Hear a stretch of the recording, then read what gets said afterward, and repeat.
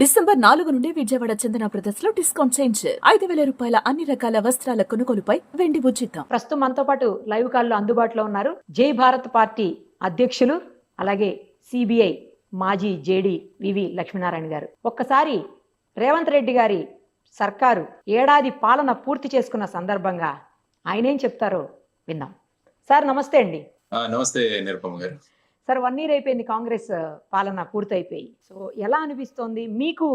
ఏది బాగా అనిపించింది, ఏది బాగాలేదనిపించింది? ఒక్కసారి క్లియర్ గా చెప్పండి సార్. ముందు ఏదైనా ఒక సంవత్సరం తర్వాత మనం నిర్ణయించాల్సిన అంశాలు 3 ఉంటాయి. ఒకటి రాజకీయంగాను, రెండవది సామాజికంగాను, మూడవది ఆర్థికంగాను. ఏ విధంగా ఈ ప్రభుత్వం ముందుకు వెళ్ళిందన్న దృష్టిలో చూసుకుంటే, మొదటిగా రాజకీయంగా ఎలా స్థిరపడ్డారన్న దాని గురించి ఒక 2 నిమిషాలు మాట్లాడతాం. ఎందుకంటే మీరు కాంగ్రెస్ ప్రభుత్వం వచ్చేటప్పుడు ముఖ్యంగా 10 సంవత్సరాల బీఆర్ఎస్ యాంటీ ఇన్కంబెన్సీ అన్నది ఒకటి. అంటే 10 సంవత్సరాల పాలన తర్వాత ఒక మార్పు అన్నది సర్వసాధారణంగా ప్రజలు కోరుకుంటున్న అంశం. కేంద్రంలో కూడా మనకు సరి అయిన ప్రత్యామ్నాయం లేకపోవడం వల్ల గవర్నమెంట్లు కంటిన్యూ అవుతున్నాయి, కానీ జనరల్ గా ప్రజలకు చాలా ఓపిక తక్కువ ఈ మధ్యలో. కాబట్టి కొత్తదనం వాళ్ళు కోరుకుంటుంటారు.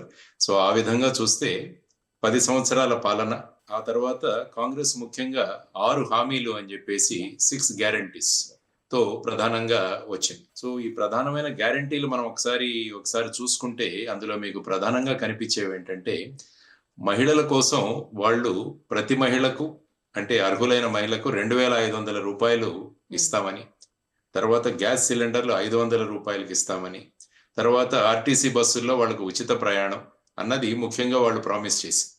ఇందులో చూసుకుంటే గ్యాస్ సిలిండర్ 500 రూపాయలకి, తర్వాత మహిళలు ఆర్టీసీ బస్సుల్లో ఉచిత ప్రయాణాలు, ఈ 2 చేశారు.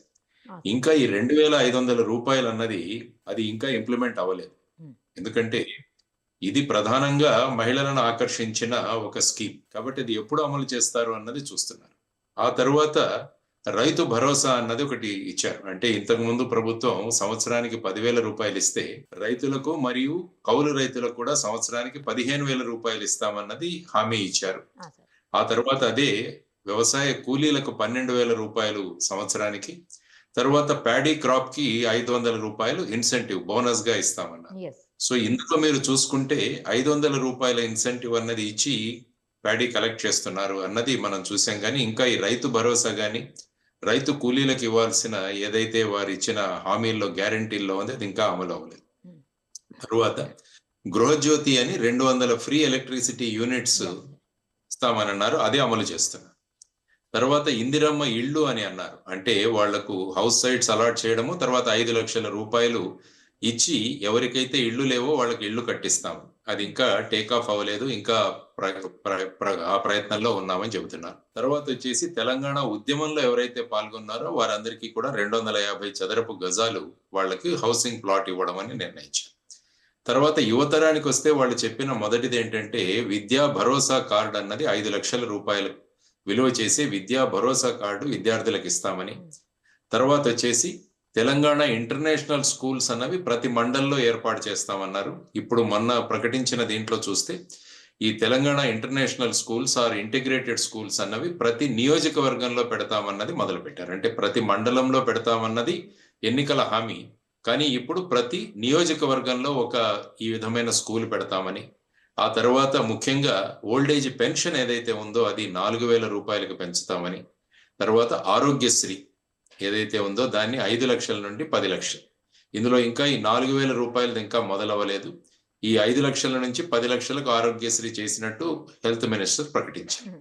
కాబట్టి వీటన్నిటిని కూడా మనం చూసుకుంటూ వెళుతూ ఉంటే వాళ్ళు ఇచ్చిన హామీల్లో ఇంకా నెరవేర్చాల్సినవి చాలా ఉన్నాయన్నది సర్వసాధారణంగా ప్రతిపక్షాలు కూడా చేస్తున్న విమర్శ.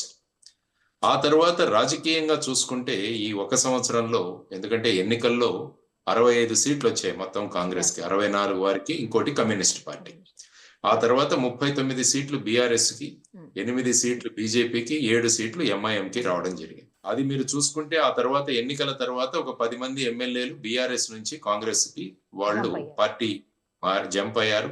దాని గురించి ఒక పబ్లిక్ ఇంట్రెస్ట్ లిటిగేషన్, ఒక రిట్ పిటిషన్ కూడా హైకోర్టులో దాఖలు చేయడం జరిగింది. అందులో సింగిల్ జడ్జి గారు 4 వారాల్లో ఈ నిర్ణయం తీసుకోవాలి అని అంటే మళ్ళా అది డివిజన్ బెంచ్కి వెళ్ళి వారు ఈ నిర్ణయాన్ని త్వరగా తీసుకోవాలని చెప్పి ఏది టైం ఫ్రేమ్ అన్నది ఫిక్స్ చేయలేదు. కాబట్టి ఈ 1 సంవత్సరంలో కూడా ఈ ప్రభుత్వం కొనసాగదు అన్న ధోరణి మొదట్లో ఉండింది. కానీ ఈ 1 సంవత్సరంలో అందరి యొక్క సహకారం వల్ల, ఆ తర్వాత కోఆర్డినేషన్ వల్ల ఈ ప్రభుత్వం బాగా ముందుకు వెళుతూ వచ్చింది. ఆ తర్వాత చూసుకుంటే కేంద్రం అంటే సెంట్రల్ కాంగ్రెస్ లో కూడా ముఖ్యమంత్రి గారికి విశిష్టమైన స్థానం ఇవ్వడం జరుగుతోంది. అందుకనే ఆయన్ను ఇతర రాష్ట్రాల ఎన్నికల ప్రచారానికి కూడా పంపించారు. ముఖ్యంగా మీరు చూసుకుంటే మహారాష్ట్ర. సో ఈ విధంగా రాజకీయ రంగంలో మీరు చూసుకుంటే వారి ప్రస్తావన ఈ 1 సంవత్సరంలో రాజకీయంగా బలోపేతమయ్యారు. ఈ 6 గ్యారంటీల్లో చెప్పిన కొన్ని విషయాలు నేను చెప్పాను.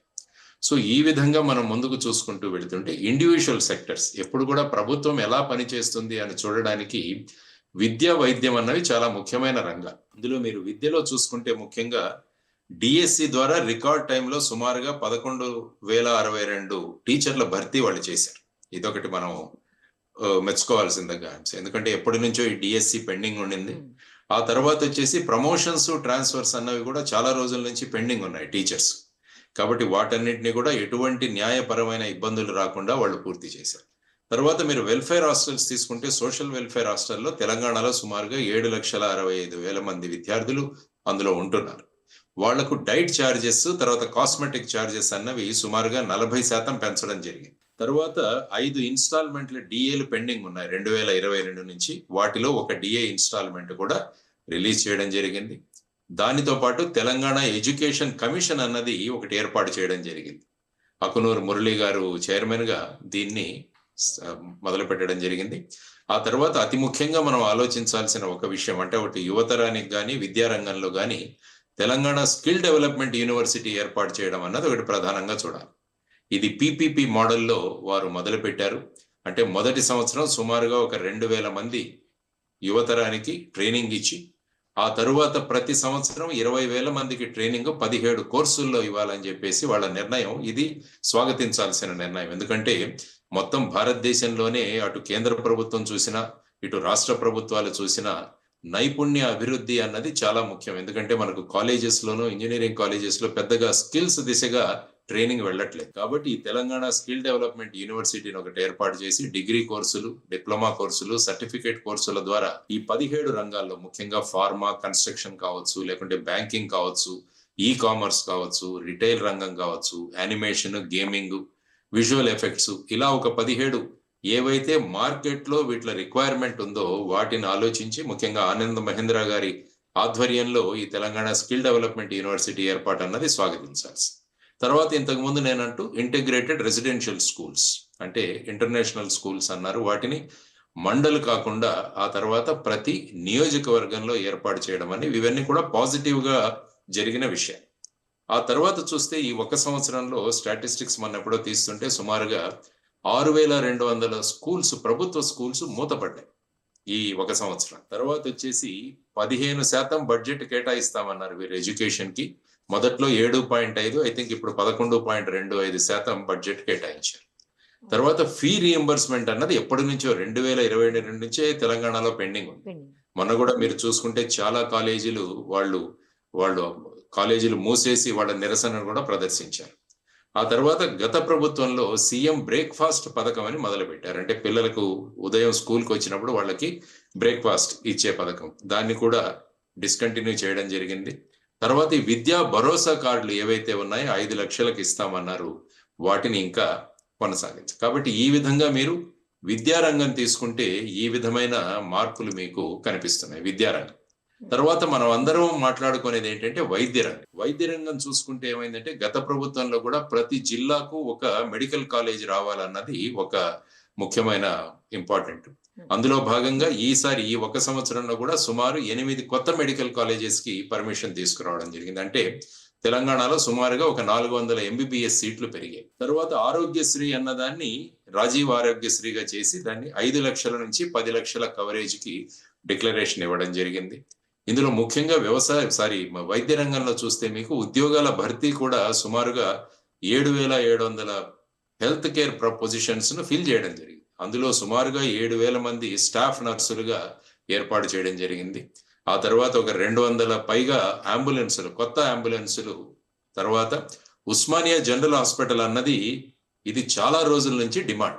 ఉస్మానియా జనరల్ హాస్పిటల్ పాత బిల్డింగ్ లో ఉంది, దాన్ని కొత్త బిల్డింగ్ లో కట్టాలి. కాబట్టి మొన్న అసెంబ్లీలో మాట్లాడుతూ ముఖ్యమంత్రి గారు గోషా మహల్లో ఏదైతే 30 ఎకరాల జాగా ఉందో అందులో మేము త్వరగా ఈ ఉస్మానియా హాస్పిటల్ అన్నది మొదలు పెడతామన్నది వారు చెప్పిన విషయం. తర్వాత ఈ మధ్యలో మీరు తెలంగాణలో చూసుకుంటే ఆహార కల్తీ అన్నది చాలా పెద్ద సంఖ్యలో జరుగుతుంది. మీరు మొన్నే చూస్తే ఎవరో ఒక ఆవిడ కూడా ఈ మోమోస్ అని తిని ఆవిడ చనిపోయింది. ఆ తర్వాత చాలా ఫుడ్ సేఫ్టీ అధికారులు కూడా అనేక చోట్ల రేట్లు చేసి సుమారుగా ఒక 500 కేసుల దాకా బుక్ చేసి 66 లక్షల దాకా ఫైన్ కలెక్ట్ చేశారు. అంటే ప్రజలకు ఆరోగ్యానికి పాడవడానికి ప్రధానమైన కారణం ఇదని గుర్తించి ఈ విధంగా చేయడం అన్నది కూడా మనం హర్షించాలి. ఆ తర్వాత జూనియర్ డాక్టర్లు చాలా రోజులు సమ్మె చేశారు. ఈ 1 సంవత్సరం మీరు ఒకసారి చూస్తే వాళ్ళు ముఖ్యంగా ఏంటంటే వాళ్లకు ఫెసిలిటీస్, మంచి ఫెసిలిటీస్ కావాలని తర్వాత జరిగిన చర్చలలో వాళ్ళు సమ్మతి ప్రకటించారు. కాబట్టి ఈ విధంగా ఈ 2 రంగాలు మీరు అనలైజ్ చేస్తే అంటే పొలిటికల్ గా బాగా స్థిరపడ్డారు. ఆ తర్వాత వచ్చేసి విద్యా వైద్య రంగాల్లో పాజిటివ్, నెగటివ్ 2 కూడా మనము చూసాం. ముఖ్యంగా ఏంటంటే వైద్య రంగంలో ఇంకా మెరుగు చాలా అవసరం.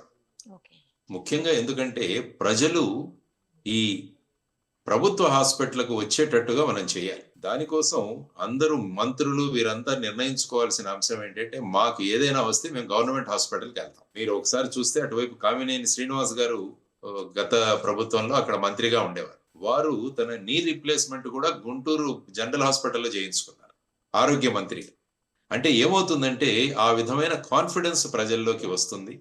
తర్వాత ఏంటంటే ఆరోగ్యశ్రీ పెంచారు 5 నుంచి 10 లక్షలకు, అది వెల్కమింగ్. కానీ ఆరోగ్యశ్రీ ఎప్పుడు వస్తుందంటే టెరిషరీ కేర్, అంటే నాకు ఏదైనా హార్ట్ ప్రాబ్లం కానీ ఇది వస్తే. కానీ బేసిక్ గా ప్రతి ప్రభుత్వం కూడా ఆలోచించాల్సింది ప్రాథమిక ఆరోగ్యం అన్నది మెరుగవ్వాలి. ప్రాథమిక ఆరోగ్యం అన్నది మెరుగవ్వాలి. ఆ విధంగా ప్రభుత్వాలు ఆలోచించాల్సినది ప్రధానంగా. కాబట్టి ఈ 2 రంగాలు తీసుకుంటే తర్వాత ముఖ్యంగా పరిశ్రమల వైపు కూడా వెళ్ళాలి మనం. ఎందుకంటే మీరు తెలంగాణ చూసుకుంటే ఒక ఆటో పైలట్ మోడ్ లో ఉందంట. నేను ఎప్పుడు కూడా తెలంగాణ అంటే సాధారణంగా మీరు విమాన ప్రయాణం ఒకసారి గుర్తు తెచ్చుకుంటే పైలట్ అన్న వ్యక్తి టేక్ ఆఫ్ ల్యాండింగుల్లో తను హస్తక్షేపం చేసుకుంటాడు, తను ఇన్వాల్వ్ అవుతాడు. జనరల్ గా ఒక లెవెల్కి వెళ్ళిపోయిన తర్వాత ఆటో పైలట్ లో పెట్టేస్తాడు, అంటే విమానం కంప్యూటర్ సిస్టమ్ తో నడుస్తుంది. కాబట్టి తెలంగాణ తీసుకుంటే అది ఆటో పైలట్ మోడ్ లోకి వచ్చింది. అదే మీరు గత 10 సంవత్సరాలు ఆంధ్రప్రదేశ్ తీసుకుంటే ఇంకా అది రన్వే మీదే టేక్ ఆఫ్ అవ్వాలన్న ప్రయత్నాల్లో అక్కడ జరుగుతుంటాయి. సో ఆ విధంగా ఉన్నప్పుడు ఇండస్ట్రియల్ పాలసీ ఏదైతే గత ప్రభుత్వం ఉందో దాన్నే కొనసాగించడానికి కూడా వీళ్ళు నిర్ణయాలు తీసుకోవడం జరిగింది. ఎందుకంటే ఎప్పుడు కూడా కంటిన్యూటీ అన్నది చాలా ముఖ్యం. కాబట్టి ఈ పరిశ్రమల రంగంలోకి మీరు వస్తే ముఖ్యంగా ముఖ్యమంత్రి గారు డావోస్ మీటింగ్ కూడా వెళ్ళారు. ఆయన సుమారుగా ఒక 40,000 కోట్లకి ఇన్వెస్ట్మెంట్లకు కమిట్మెంట్ తీసుకొచ్చారు. అదేవిధంగా ఆ తర్వాత అమెరికా మరియు సౌత్ కొరియాకి వెళ్ళి అక్కడి నుంచి సుమారుగా ఒక 31,500 కోట్ల కమిట్మెంట్స్ తీసుకొచ్చారు. కాబట్టి ఇప్పుడు ముఖ్యంగా వీరు ఏం చేయాలంటే ఈ ఇన్వెస్ట్మెంట్లు ఎంత త్వరగా వస్తాయి ఇక్కడికి అన్నది చూడాల్సిన ముఖ్యమైన విషయం. దానికైనా వీళ్ళు ఒక కొత్త వ్యవస్థను మొదలుపెట్టారు, టీజీ ఐపాస్. అంటే ఏవైనా క్లియరెన్సెస్, ఈ ఇన్వెస్ట్మెంట్లకు వచ్చే క్లియరెన్సెస్ అన్ని కూడా ఎండ్ టు ఎండ్ క్లియరెన్స్ అన్ని కూడా ఈ విధంగా ముందుకు తీసుకువెళ్లాలన్నది ఒకటి మనం స్వాగతించాల్సిన ఒక విషయం. తర్వాత వచ్చేసి ఎంఎస్ఎంఈలకు ప్రత్యేకమైన ధోరణిని ప్రకటించడం జరిగింది. ఆ తర్వాత విమెన్ ఎంటర్ప్రినర్స్, మహిళా ఎంటర్ప్రినర్స్ ఎవరైతే ఉంటారో, ఉద్యోజకులు ఎవరైతే ఉంటారో వారి కోసం ప్రత్యేకంగా ఇండస్ట్రియల్ ఎస్టేట్లు ఏర్పాటు చేస్తామని కూడా చెప్పడం జరిగింది. సో ఈ విధంగా మీరు చూసుకుంటే ముందుకు వెళుతూ తర్వాత ఇండస్ట్రీస్ కి ఒక్కసారి మనం వస్తే గత ప్రభుత్వం ఫార్మాసిటీ డెవలప్ చేయాలని వాళ్ళు ముఖ్యంగా కోరుకున్నారు. దానికోసం సుమారుగా ఒక 20,000 ఎకరాల్లో ఈ ఫార్మాసిటీని డెవలప్ చేయాలి. కానీ ఈ ప్రభుత్వం వచ్చిన తర్వాత దాన్ని క్యాన్సిల్ చేశారు. వీళ్ళ యొక్క వాదన ఏంటంటే ఒకే చోట అన్ని ఫార్మా ఇండస్ట్రీస్ వస్తే పొల్యూషన్ చాలా ఎక్కువగా పెరుగుతుంది. దానివల్ల ఫార్మా విలేజెస్ ఏర్పాటు చేయాలన్నది ఒక సంకల్పం. ఇందులో భాగంగా లగచర్లలో మొన్న జరిగిన ఏదైతే ఆ గొడవలు అవి జరిగాయో అందులో ఇటువంటి ఫార్మా విలేజ్ సెటప్ చేయడానికి వాళ్ళు చేసిన ప్రయత్నం అక్కడ ప్రజలు ఎదుర్కొన్నారు. సో ఇది మనం ముఖ్యంగా చూడాల్సింది. తర్వాత టీ హబ్ ఏదైతే గత ప్రభుత్వంలో మొదలు పెట్టారో దాన్ని ఇంకా ఎక్స్పాండ్ చేస్తూ ఒక ఇన్క్యుబేటర్ ఫెసిలిటీ కూడా ఏర్పాటు చేయాలన్నది ప్రస్తుతం ఈ ప్రభుత్వం ఏర్పాటు చేయొచ్చు. ఆర్టిఫిషియల్ ఇంటెలిజెన్స్ యొక్క ప్రధానమైన పాత్ర ఏదైతే ఉందో దాన్ని ముఖ్యంగా సో ఈ ప్రభుత్వం ఇంకొక విషయం ఏంటంటే ఎప్పుడూ లేని విధంగా మేము సుమారుగా 55,000 మంది ఉద్యోగాలు ఇచ్చాము అన్నది వీరు ప్రకటించారు. 55,000 ఉద్యోగాలు. ప్రధానమంత్రి గారికి కూడా రేవంత్ రెడ్డి గారు ఛాలెంజ్ చేశారు, మీరు మొత్తం మీ బీజేపీ పాలిత రాష్ట్రాలు మాకు ఎక్కడైనా చూపించండి, ఎక్కడైనా ఒక సంవత్సరంలోనే 55,000 ఉద్యోగాలు ఇచ్చిన ప్రభుత్వం ఏదైనా ఉంటుందని అంటే పొలిటికల్ గా ఒక ఆయన ముందుకు వెళ్ళిన అంశం. కాబట్టి ఇప్పుడు ముఖ్యంగా మనం చూడాల్సింది ఏంటంటే ఈ భరోసాలు ఏవైతే ఇచ్చారో మీరు 6 గ్యారంటీస్ ఏవైతే ఇచ్చారో వాటికి తగినంత బడ్జెట్ మీ దగ్గర ఎక్కడ ఉంది అన్నది ప్రధానంగా అందరూ అడుగుతున్నారు. ఎందుకంటే ఈ ప్రభుత్వం రాగానే ఒక వైట్ పేపర్ రిలీజ్ చేశారు. ఆ వైట్ పేపర్ లో వాళ్ళు చెప్పింది ఏంటంటే గత 10 సంవత్సరాలలో అప్పు 72,000 కోట్ల నుంచి సుమారుగా 6,70,000 కోట్లకు గత ప్రభుత్వంలో పెరిగింది అని చెప్పేసి వీళ్ళు ఇచ్చిన ఒకటి. కాబట్టి ఇటువంటి అప్పుల పరిస్థితిలో మీరిచ్చిన 6 గ్యారంటీలు ఏ విధంగా పూర్తి చేస్తారన్నది ఒక సంవత్సరం అన్నది జరిగిపోయింది. కానీ ఈ రోజు నుంచి అసెంబ్లీ సెషన్స్ మొదలవుతున్నాయి ఈ రోజు నుంచి. కాబట్టి ప్రధానంగా నిన్న కేసీఆర్ గారు కూడా ఆయన మీటింగ్ పెట్టి ఈ ప్రభుత్వ వైఫల్యాలు ఏవైతే ఉన్నాయో ముఖ్యంగా 6 గ్యారంటీలు ఏవైనాయో వాటి మీద ప్రభుత్వాన్ని నిలదీయండి అసెంబ్లీలో అని వారు చెప్పినట్టు చదివాను నేను ఈరోజు.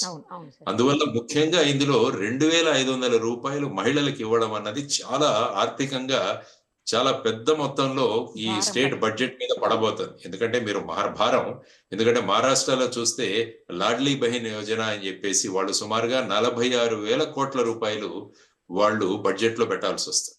అది ఎక్కడ 1,500 అయితే అదే ఇప్పుడు 2,500 అంటున్నాం. అంటే మహారాష్ట్రతో కంపేర్ చేస్తే ఇది చిన్న స్టేట్ అయినా కూడా ఈ ఆర్థిక భారం అన్నది ముఖ్యంగా.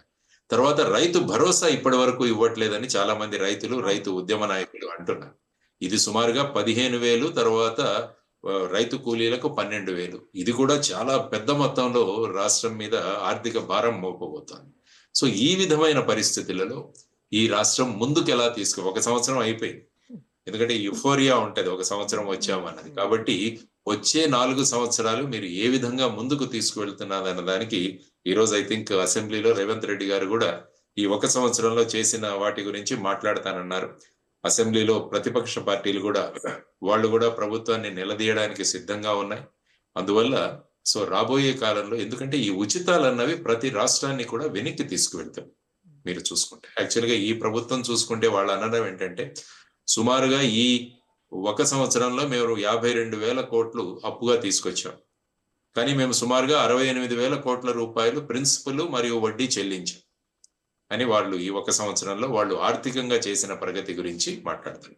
కాబట్టి రాబోయే కాలంలో వీటిని ఏ విధంగా ఆర్థిక భారం పడకుండా ముందుకు తీసుకువెళ్లాలన్నది ప్రధానంగా మనం చూడాల్సిన అంశాలు. ఇది ఇనీషియల్ గా 1 సంవత్సరం మీరు చెప్తే నాకున్న అనాలిసిస్. సార్, 4th సిటీ ఒకటి అంటున్నారు చాలా మంది. 4th సిటీ అసలు అది సాధ్యం కాదు అని అంటే, లేదు సాధ్యం చేసి చూపిస్తామని చెప్పేసి సర్కార్ అంటోంది. అదొకటి ముఖ్యంగా 2 విషయాలు వీళ్ళు చెప్పేది. మొదటిది మూసీ ప్రక్షాళన, తర్వాత మూసీ పరిసర ప్రాంతాల్లో అభివృద్ధి. ఏ విధంగా ప్యారిస్ లో గానీ తర్వాత సౌత్ కొరియాలో గానీ రివర్ ఫ్రంట్ డెవలప్మెంట్ ద్వారా ఆ ప్రాంతంలో డెవలప్మెంట్ జరిగిందని దాన్ని ఉదాహరణగా తీసుకుని ఇక్కడ కూడా మూసీ ప్రక్షాళన, మూసీలో ఉన్న జలాలను శుద్ధీకరణ, ఆ తర్వాత ఫ్రంట్ డెవలప్మెంట్. దీని గురించి ఈ ప్రభుత్వం అప్పుడే ఈ ప్లాన్స్ ఇవి కూడా పిలిపించడం, తర్వాత మొన్న ముఖ్యమంత్రి గారు వెళ్ళినప్పుడు అక్కడ కేంద్ర మంత్రిలో బాపు ఘాట్ పరిసరాల్లో వారికి కొంత భూమి కూడా కావాలని రాజ్నాథ్ సింగ్ గారిని కూడా కలిసి రిక్వెస్ట్ చేయడం జరిగింది. సో అదొకటి ముఖ్యమైన ప్రాజెక్ట్, ఒక ప్రెస్టీజియస్ ప్రాజెక్ట్ గా తీసుకుంటున్నది ముఖ్యమంత్రి, తర్వాత ఈ ప్రభుత్వం. మరి ప్రభుత్వాలు ప్రశ్నించేది ఈ ప్రాంతంలో మీరు అభివృద్ధి చేస్తున్నప్పుడు అక్కడ నిర్వాసితులు చాలా మంది అవుతారు, మరి వారికి ఏ విధంగా మీరు భరోసా కల్పించబోతున్నారు అన్నది ప్రధానమైన అంశం. అది చూసుకుంటే బీజేపీ వాళ్ళు అక్కడ మూసీ నిద్ర అని కూడా ఒక రోజు ముఖ్యమైన నాయకులు అక్కడికి వెళ్ళడం జరిగింది. తర్వాత బీఆర్ఎస్ నాయకులు కేటీఆర్ గారు, హరీష్ రావు గారు కూడా ఆ ప్రాంతంలో పర్యటించి ఆ ప్రజల యొక్క సమస్యలను మళ్ళా తీసుకురావడం జరిగింది. కాబట్టి అక్కడ ఇళ్లు లేని వారికి లేకుంటే ఇల్లీగల్ గా కన్స్ట్రక్ట్ చేసిన వాటికి 2 bedroom హౌసెస్ ఇస్తామన్నారు. ముఖ్యంగా అందరూ లేవనెత్తుతున్న ప్రశ్న ఏంటంటే అన్ని అనుమతులతో కట్టిన బిల్డింగ్స్ ఏవైతే ఉన్నారో మరి వాటిని ఏ విధంగా మీరు డీల్ చేయబోతున్నారనేది ప్రధానంగా ప్రశ్నిస్తుంది. అంటే మీ ప్రభుత్వాలు అంటే ఏ ప్రభుత్వం ఉన్నా కూడా జిహెచ్ఎంసి తర్వాత మున్సిపాలిటీస్ గ్రామ పంచాయతీలు పర్మిషన్స్ ఇచ్చారు. Yeah. ఇచ్చిన తర్వాత ఇప్పుడు మీరు కుదరదు అంటే ఎలా అవుతుంది? మరి వాళ్ళకి ఏమన్నా కాంపెన్సేషన్ ఇస్తారా అన్నది ఇంకొకటి. తర్వాత వచ్చేసి హైడ్రా వ్యవస్థ ఇంకోటి, అది కూడా ప్రధానంగా ఈ ప్రభుత్వం వచ్చిన తర్వాత చర్చిస్తున్న ప్రధానమైన అంశం. అంటే ఇది ప్రధానంగా Hyderabad disaster response and asset protection agency అని పెట్టారు. వారు ముఖ్యంగా అనేక ప్రాంతాల్లో ఈ చెరువుల పరిరక్షణ, ఆ తర్వాత వచ్చేసి స్టామ్ వాటర్ డ్రైన్స్ ఏవైతే ఉన్నాయో అవన్నీ కూడా అతిక్రమణల ద్వారా అవన్నీ కూడా మునిగిపోవడం వల్ల, అవన్నీ ఆక్యుపై అవడం వల్ల కొద్దిపాటి వర్షం పడినా కూడా హైదరాబాద్ లో ఆల్మోస్ట్ రోడ్లన్నీ కూడా జలమయం అవుతున్నాయి. కాబట్టి వీటిని తొలగించాలి. దీనిలో కూడా మళ్ళా అదే ప్రశ్నలు, ఎలాగైతే మూసీలో మనం చర్చించామో ఇక్కడ కూడా అన్ని పర్మిషన్లు తీసుకున్న వాళ్లకు మీరు ఏ విధంగా బాట చూపించబోతున్నారు అన్నది ఆలోచించాల్సిన అంశాలు. సో ఈ రెండు తర్వాత మీరు అన్నట్టు ముఖ్యమైన సిటీ ఇంకోటి డెవలప్ చేస్తాం. ఫోర్త్ అంటే శంషాబాద్ ఆ పరిసర ప్రాంతాల్లో శ్రీశైలం హైవే ఆ పరిసరాల్లో చేయాలని. యాక్చువల్ గా మీరు చూసుకుంటే గుజరాత్ లో కూడా గిఫ్ట్ సిటీ అని ఒకటి కడుతున్నారు. గుజరాత్ ఇంటర్నేషనల్ ఫిన్టెక్ సిటీ అని. అక్కడ వచ్చేసి మొత్తం ముంబైకి పోటీగా ఒక సిటీ డెవలప్ చేస్తున్నారు. ముఖ్యంగా ఫైనాన్షియల్ సిటీ. అక్కడ ఏంటంటే అక్కడ రాబోయే స్టాక్ ఎక్స్చేంజ్లు, మామూలుగా స్టాక్ ఎక్స్చేంజ్లు మీకు 9 నుంచి 3:30 వరకు ఉంటాయి. కానీ అక్కడ 24 గంటలు కూడా ఈ స్టాక్ ఎక్స్చేంజ్లు ఉన్నట్టు అక్కడ ప్లాన్ చేస్తారు. కాబట్టి చాలా రాయితీలు ఇస్తున్నారు అక్కడ. అందువల్ల ఈ ఫోర్త్ సిటీ ఏదైతే మీరు అనుకుంటున్నారో, నేను ఈ ప్రభుత్వానికి ఇచ్చే సలహా ఏంటంటే గిఫ్ట్ సిటీకి ఉన్న రాయితీలందరూ కూడా మీరు తెచ్చుకోండి. అదేవిధంగా ఈవెన్ అమరావతికి కూడా నేను అక్కడ ప్రభుత్వానికి కూడా చెప్పాను, గిఫ్ట్ సిటీకి ఏ రాయితీలు వస్తున్నాయో ఆ రాయితీలన్నీ మీరు తెచ్చుకోండి. ఎలా ప్రత్యేక హోదా ఇవ్వమని వారు అంటున్నారు, కానీ దాని బదులుగా మీరు గిఫ్ట్ సిటీకి వచ్చిన రాయితీలు కూడా మీరు తెచ్చుకోగలిగితే అక్కడ చాలా. తర్వాత ఇక్కడ ఈ ప్రభుత్వం ముఖ్యంగా మెట్రో 4th ఫేజ్ అనుకుంటాను, అది కూడా కొంచెం ఎక్స్టెండ్ చేయాలని వీళ్ళ ఫండ్స్ తో చేయాలని కూడా అనుకుంటున్నాను. సో వీటన్నిటికీ ఫైనల్ గా కావాల్సింది ఏంటంటే ఫండింగ్. ఈ వెల్ఫేర్ స్కీమ్స్ ఒకవైపు, 4th సిటీ ఒకవైపు, మూసీ ప్రక్షాళన, తర్వాత మూసీ రివర్ ఫ్రంట్ డెవలప్మెంట్, వీటన్నిటికీ కూడా ఫైనల్ గా ఫండ్స్ ఎక్కడి నుంచి తెస్తారు.